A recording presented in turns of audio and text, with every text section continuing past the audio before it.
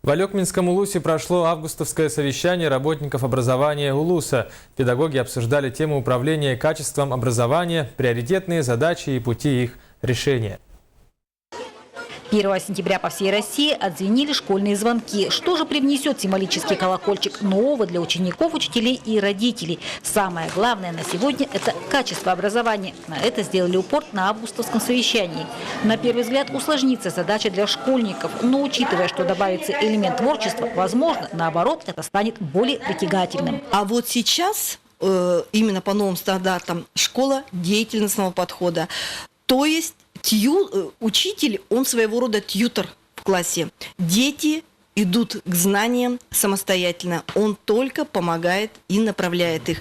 Но это связано с тем, что мы еще в наше время, помните, говорили, учись учиться. Вот сейчас вот это выражение как раз вот, как говорится, обрело свою истинную ценность. То есть недостаточно обладать только определенным пакетом знаний. Надо уметь пользоваться этими знаниями. Вернулись и к тому, что без сочинений не обойтись. А это значит, ребята, читать придется. Без обширного кругозора и знания литературы сочинение – дело тонкое. Снова возвращается к нам сочинение в 11 классах. И, наверное, это как сложный такой момент, я могу сказать, что сочинение является пропуском на ЕГЭ. Оно уже будет проходить у нас в декабре месяце.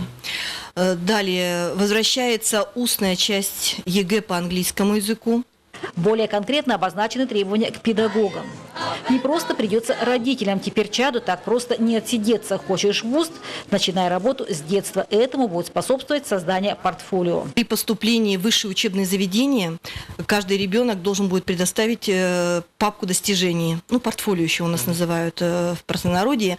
То есть вот в школе сейчас надо очень серьезно подойти к этому вопросу. То есть это не стихийно должен формироваться данный документ, а определенные требования разработать в школе и согласно этим требованиям набирать папку достижений. Педагоги – народ творческий, и шумная красочная ярмарка еще раз это подтвердила. Агрошколы района так обыграли свои достижения, что не успели разложить товар, а уже все раскупили. Солянка, Тако и Дабан давно работают в этом направлении. Учебный год дал задел. Какими будут результаты, увидим к концу года, а пока и дети, и педагоги щедро дарят друг другу запас летнего настроения. Елена Фастовия, Торговкин, Максим Копылов, МК Саха, Алекминск.